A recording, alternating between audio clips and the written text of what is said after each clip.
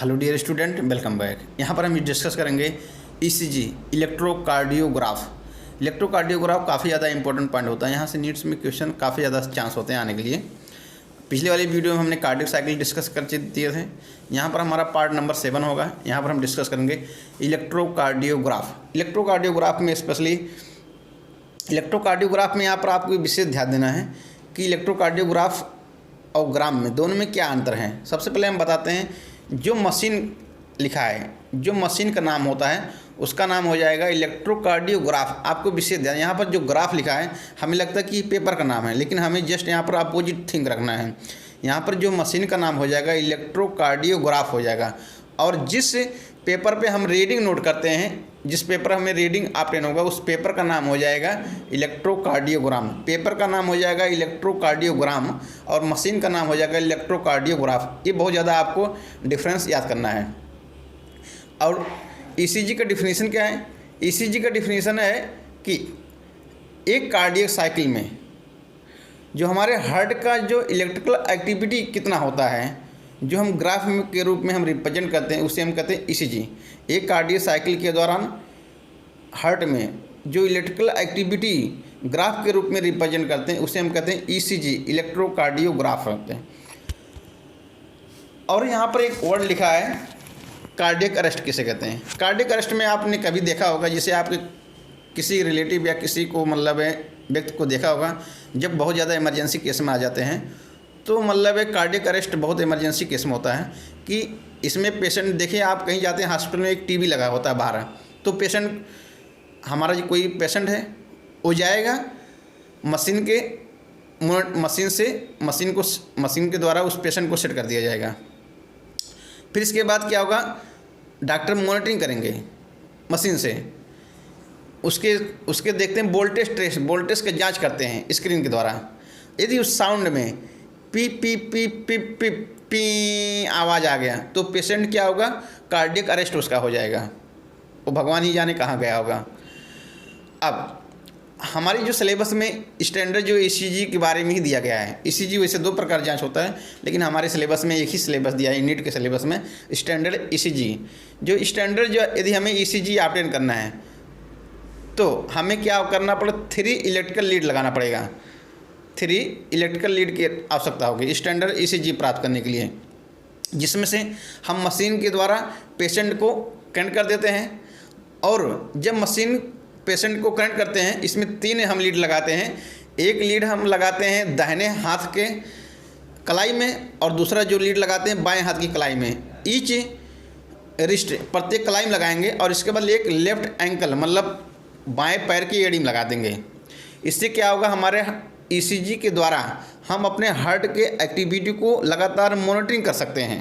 यदि अब हमारा जो ईसीजी का देखिए ये फिगर है, ये हमारा ईसीजी का पूरा ग्राफ है। ये जो ग्राफ दिया गया है, देखिए ये ग्राफ हमें दिखाया गया है इलेक्ट्रोकार्डियोग्राम है, क्योंकि जो ग्राफ है इलेक्ट्रोकार्डियोग्राम और जो मशीन का नाम होगा इलेक्ट्रोकार्डियोग्राफ होगा। हमारा जो यहाँ पर है इलेक्ट्रोकार्डियोग्राम, जो हमारा फिगर दिख रहा है इसे हम कहते हैं इलेक्ट्रोकार्डियोग्राम। हमने कहा उल्टा, आप देखिए ये हमारा जिस पेपर पे ईसीजी ग्राफ दिखाया गया है, जो पेपर में जो ग्राफ दिखाया जाता है उसे हम कहते हैं इलेक्ट्रोकार्डियोग्राम, और जो मशीन का नाम हो जाएगा इलेक्ट्रोकार्डियोग्राफ। आपको अपोजिट थिंग रखना है। यदि हमें ईसीजी का डिटेल इवोल्यूशन करना है तब हमें क्या करना पड़ेगा, यदि हम चाहते हैं हार्ट का फंक्शन को हमें डिटेल जांच करना है तो हम क्या करेंगे, सीने पे क्या करते हैं, मल्टीपल लीड अटैच कर देते हैं और जो पूरा हमें डिटेल ईसीजी के बारे में पता चल जाएगा। ये हमें यदि स्टैंडर्ड जो ईसीजी हमें देखते हैं, यहाँ पर जो स्टैंडर्ड ईसीजी दिया गया है, स्टैंडर्ड जो ईसीजी होता है पी लेटर से देखिए स्टार्ट होगा, पी लेटर से स्टार्ट होगा और टी लेटर में समाप्त होगा। ये हमारा पूरा एक ईसीजी, पूरा हमारा यहाँ से लेके यहाँ तक पूरा हमारा एक ईसीजी ऐसे हमारे हार्ट में 72 बार हार्ट धड़केगा, तो वैसे हमारा 72 पीक ऐसे आएगा। लेकिन हमारा ये पूरा एक ईसीजी एक पीक दिखा रहा है। यहाँ पी से लेके यहाँ तक, यहाँ से लेके यहाँ तक हमारा पूरा एक पीक होगा। यहाँ पर लिखा है स्पष्ट वही थ्योरी में कि ईसीजी में जो एक पीक होगा पी से लेके टी तक होगा, जो हम क्या कहते हैं हार्ट की एक्टिविटी को, हम हार्ट की इलेक्ट्रिकल एक्टिविटी को हम स्पेसिफाइड कर सकते हैं। यहाँ पर जो हमें पी वेव होता है,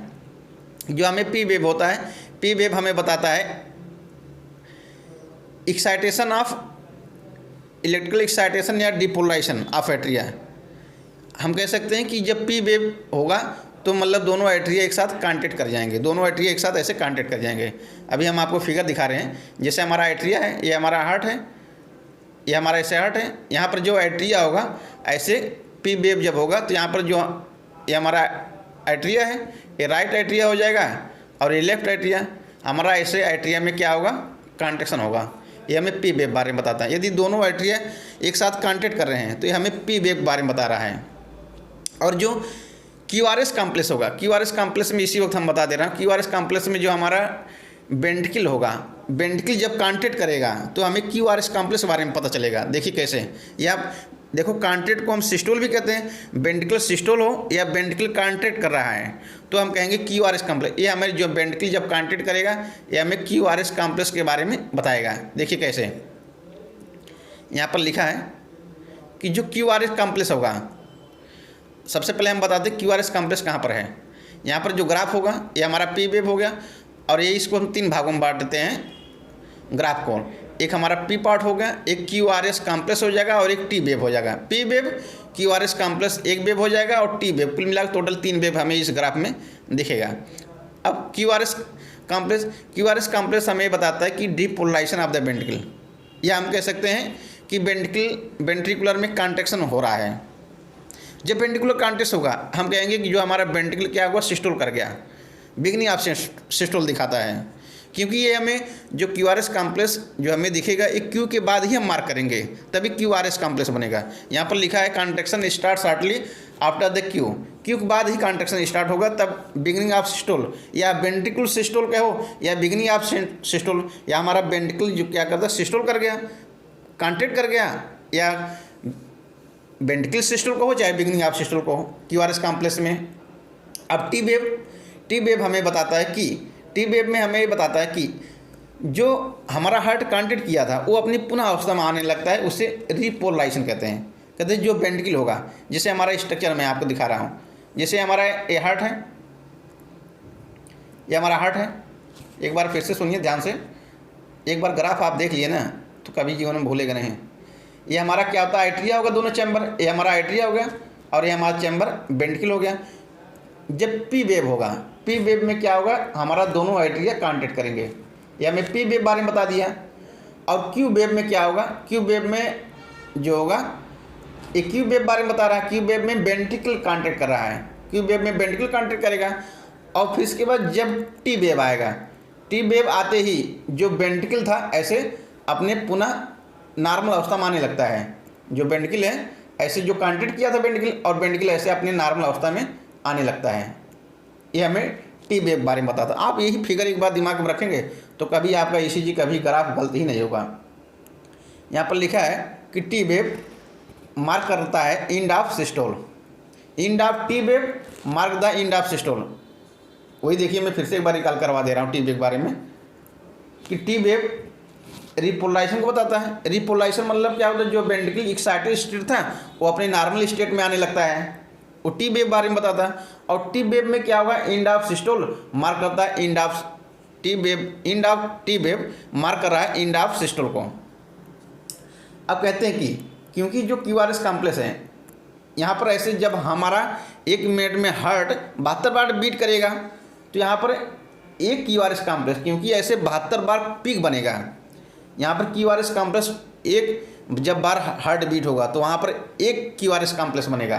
तो मैं आपको यहाँ फार्मूला एक बताना चाहता हूँ कि एक क्यूआरएस कॉम्प्लेक्स बराबर, एक फार्मूला बनता है, एक क्यूआरएस कॉम्प्लेक्स बराबर 1 हार्ट बीट होगा, और एक हार्ट बीट बराबर 1 कार्डियक साइकिल होगा। कहते हैं कि ये हमारा फार्मूला बन के आता है कि एक क्यूआरएस कॉम्प्लेक्स बराबर, क्योंकि 1 मिनट में हमारा हार्ट 72 बार बीट करेगा, अगर हार्ट हमारा 72 बार बीट करेगा तो 72 कार्डियक साइकिल चलेगा और 1 मिनट में, और 1 मिनट में 72 क्यूआरएस कॉम्प्लेक्स का फॉर्मेशन होगा। जब भी हम ईसीजी का ग्राफ देखते हैं तो हम क्यूआरएस कॉम्प्लेक्स को काउंट करते हैं। यदि 1 मिनट के ड्यूरेशन में हमारा 72 बार क्यूआरएस कॉम्प्लेक्स आ रहा है तो हम जान जाएंगे कि तो आपका ग्राफ एकदम सही है, कोई बीमारी आपको नहीं है। हम ग्राफ देख ऐसे बताते हैं। यहाँ पर लिखा है कि यदि QRS कॉम्प्लेक्स के नंबर को हम गिन लें, QRS कॉम्प्लेक्स के नंबर को गिनने से हमें डिटरमाइन कर लेते हैं, हार्ट बीट रेट को हम डिटरमाइन कर देते हैं किसी भी इंडिविजुअल केस में। यदि चाहे कोई सा भी इंडिविजुअल डिफरेंट अलग अलग व्यक्ति के अलग अलग इंडिविजुअल के केस में या अलग अलग व्यक्ति में हम देखते हैं जो ECG का जो हमें ग्राफ ऑब्टेन होगा वो सब सेम शेप होगा, सभी में सेम शेप होता है। यदि शेप में कोई भी अंतर हो रहा है, यदि शेप में कोई सा भी डिविएशन हमें दिख रहा है तो हम जान जाएंगे उस व्यक्ति को बीमारी हो गया है, डिजीज हो गया है या एबनॉर्मलिटी कोई चीज़ हो चुका है। तो यही कहते हैं ECG का जो ग्राफ होगा इसके द्वारा हम clinical significance, great clinical significance, हम बीमारियों को आसानी से पता लगाए जा सकते हैं इस ग्राफ को देख करके।